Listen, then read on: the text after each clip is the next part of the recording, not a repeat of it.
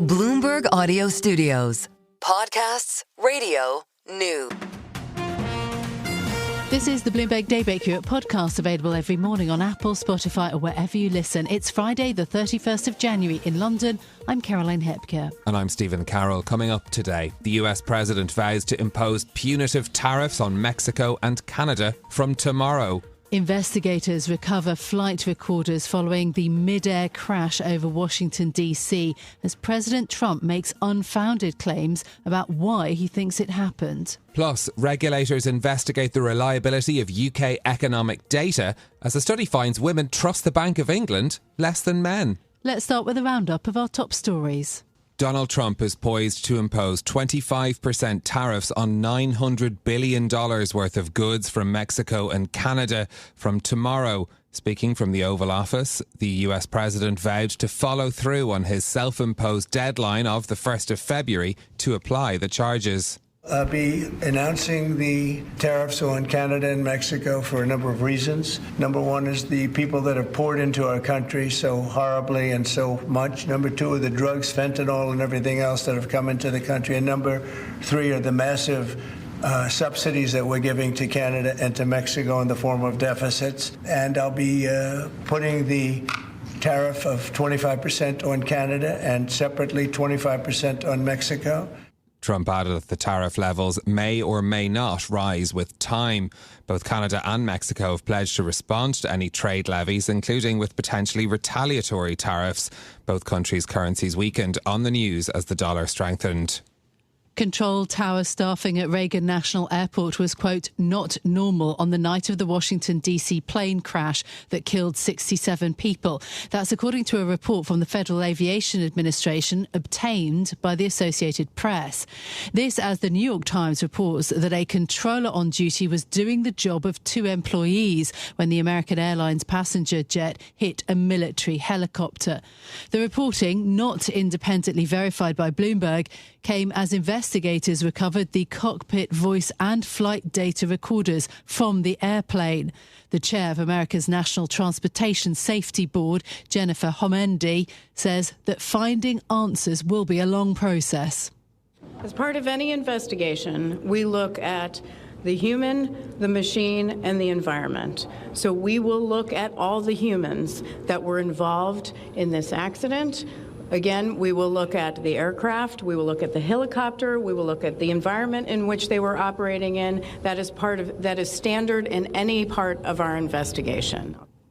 Jennifer Homendy speaking. President Trump blamed diversity, equity and inclusion programs for the crash, while simultaneously confirming that he didn't know the cause of the crash. Trump also signed an executive action directing the Department of Transportation and the FAA to review hiring decisions and safety protocols made during the prior 4 years. There is no evidence that diversity initiatives led to the crash or result in poor operational outcomes. US officials are investigating whether Chinese AI startup DeepSeek circumvented US restrictions on Nvidia chip sales by buying them through third parties in Singapore. DeepSeek's chatbot, R1, has raised suspicions that it may have been built using Western technology. Our senior executive technology editor, Tom Giles, says authorities will have many questions. Are these curbs that the U.S. is putting in place, are these limitations on Nvidia chips, for example, are there ways that the Chinese are circumventing those? And can they use third parties in Singapore, for example, where we have seen a lot of, and we've been writing about a lot of Chinese companies, startups have been moving into Singapore. What the U.S. wants to know is, are they getting their hands on this stuff illegally? Bloomberg's Tom Giles speaking there. An Nvidia spokesperson told Bloomberg in a statement that the firm insists that partners comply with all applicable laws. Bloomberg understands that OpenAI is in talks to raise as much as $40 billion in a new funding round that would be led by SoftBank. Assuming they raise the full amount, the money would give the ChatGPT creator a valuation of $300 billion. The move comes despite DeepSeek's low-cost AI calling into question the scale of investment in the sector. Apple says sales will grow by a modest amount this quarter. However, the latest results in the tech giant showed revenue from China plunged in the prior 3 months. CEO Tim Cook says that over half of China declines are due to changes in inventory. If you look at our Greater China revenue for the quarter, we were down 11% year over year.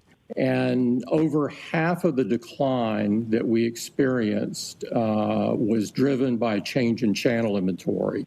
Traders seem to agree with Tim Cook's justification for the $18.5 billion drop. Shares in Apple rose by 3% in late trading. The European Central Bank may stop calling its monetary policy restrictive in March if it cuts again. Bloomberg has learned that policymakers are debating if rates will be high enough to still say that they are constraining the economy. The discussion suggests Europe's central bankers are weighing when to stop lowering borrowing costs and whether to take pauses along the way. Women trust the Bank of England less than men. That's according to a new study from the University of Oxford that finds that women see the cost of living crisis hitting them harder and blame the central bank. Bloomberg's James Wilcock has the story. Public satisfaction with the Bank of England is at record lows, but there is also a gender divide. Why? The Oxford study suggests when faced with rising prices, women are more likely to tighten their budgets. Men, on the other hand, simply ask for higher pay. It's becoming a reputation issue for the bank, but the bank has its own trust issues with its data. Regulators are now looking into if more of the UK's official statistics are faulty, with the bank concerned about how well it can gauge the health of the economy. In London, James Wilcock, Bloomberg Radio. And those are some of our top stories for you this morning. In terms of the markets, Asian equities are lower. SK Hynix, Samsung Electronics and other tech names falling, particularly in South Korea. Seems a delayed reaction after the selling of AI stocks that we've seen. The Nasdaq is set to drop for the first time this week in about 3 weeks. We're keeping an eye on the loonie and the Mexican peso, which have slumped after Donald Trump said that he would follow through with those 25% tariffs on imports. Gold has hit a record high, now trading at $2,795. And we had the rate decision from the ECB yesterday. Just thinking about the bond markets this morning, 454 is where we trade for US benchmark 10-year Treasury yields, up 2.5 basis points. Those are the markets.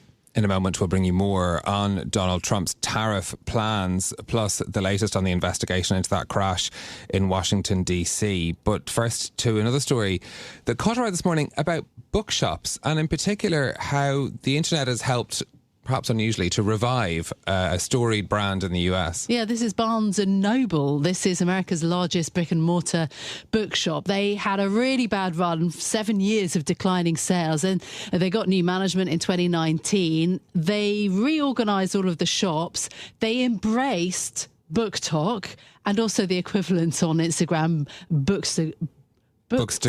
I can never It's not quite. BookTok is just sounds better, to be honest. BookTok is a word that I only know because of how it filters through into Instagram, because I'm not on TikTok. But it's a whole world I don't really understand, to be completely honest. But it does seem to magically popularise quite a lot of books. And now there's sort of a tie-up, because what is recommended on BookTok then ends up in the bookstores, and that's the whole point. It's driving sales in the physical world. And I just want to add in one other thing, which is the British connection to this story, because Barnes & Noble is run by a Brit. Of course, that's James Daunt, if you know Daunt Bookshops, and he also runs Waterstones in the UK, and they're owned by the same company, Elliott Management. I was in the Daunt's bookshop on Saturday. I could hardly get in the door. You cannot. I can't leave Daunt's. I haven't spent far too much money, to be honest. But anyway, let's go back to our top story this morning and the trade tariffs. Donald Trump saying that he's going to impose a 25% levy on imports from Mexico and Canada from tomorrow. It's thought to affect around $900 billion in goods from both countries. Our senior editor, Derek Wallbank, is with us now for more. Derek, what do we know about what goods these tariffs would apply to? This is the part of the conversation where I would love to regale you with a whole bunch of details, but I'm sorry to say we just don't have them right now. We're waiting, so is everybody, on details of exactly what might be subject to tariffs. We don't have guidance from the White House on if this is going to be literally everything, or if there is going to be like a schedule of goods that says, all right, these are some things, these are not. One great example, Canada exports a fair amount of oil to the United States, some of which is used in the U.S., some of it runs all the way through down to Louisiana and then might be exported elsewhere.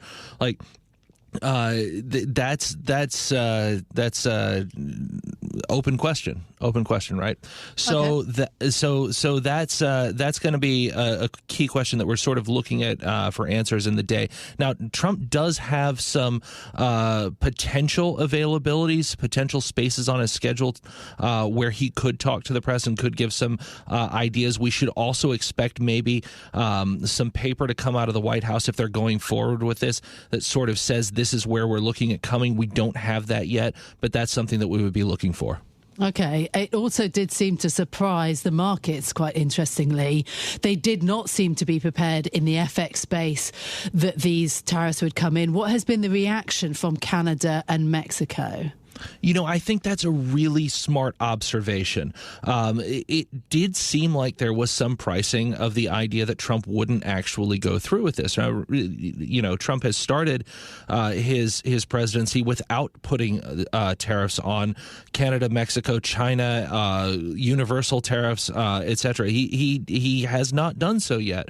And there has been this strain that's run through the markets that's thought that he is, as one would say in the American West, all hat, no cattle.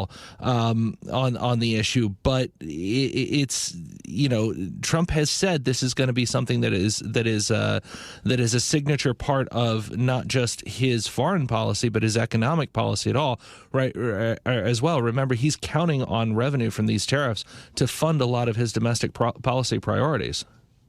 Derek, first of all, thank you for bringing us that expression to us, which I think we will all treasure. But I did have one more question about what Canada and Mexico have done since Donald Trump renewed this threat. They've made efforts to try and appease him. Do we have any idea as to why he's pressing ahead? Yeah, there have been efforts to appease. There have also been some efforts to prepare, right? Canada's worked up a list, for example, of things that could get contra tariffs in there. We have seen suppliers and importers, exporters try and front load some contracts. Companies are looking to stockpile goods in the U.S. ahead of potential levies. This is actually a thread that we've seen going on for months now. There are a fair number of companies from China that have put facilities in Mexico near the U.S. border as a possible transshipment option. Those plays are under some heavy scrutiny right now. How that would necessarily work. So there are some folks who are trying to get around this. At the same point, we're also seeing some foreign leaders, suggest that these countries need to be tougher. Chrystia Freeland is a good example. She's in Canada. She's one of the people who's looking to try and replace Justin Trudeau as prime minister. She has suggested that not only do countries individually need to have responses, but they need to consider talking to each other and maybe having more of a communal response, the ones that are being targeted by Trump right now. Yeah, absolutely. The Canadian loonie, remember, getting close to its 2020 low on the back of that threat. Thank you so much for being with us, Derek. Great to have you on the programme. Our senior editor for US Economics and Government, Derek Wallbank. Now to the plane crash over Washington, D.C., in which 67 people are now known to have died. Focus shifting to what caused the mid-air collision. Bloomberg's Benedict Kamel, who leads our global aviation coverage, joins us now for more. Benedict, good morning. What is the investigation now focusing on? Good morning. So it's very much sort of a recovery mission at this point. They have apparently found the black boxes of the regional jet. That's an important part of the investigation. We heard from the NTSB yesterday. That's the U.S. body that's in charge of the investigation principally. And they said, give us some time. This will take a while. This is a complex investigation. We know something went horribly wrong in the skies because these two aircraft collided, but we can't say at this point what led to it exactly. So at which point, which of these aircrafts might have been out of position, what role the air traffic controllers played, was it the helicopter that should have been in a different place? We do know from the intercom between the helicopter and air traffic control that there was communication between these two sides, and the helicopter was asked, do you see the aircraft? So that part happened, but it's not clear whether they were looking at the right aircraft, whether they were still out of position. So all of these things will need to be closely dissected. And as the NTSB said, give us some time. This is nothing we can sort of jump to conclusions with. And in some ways, that sort of runs counter to the narrative that was unfolding yesterday in the political aspect or in the political side of Washington. So that's some tension that's already set up.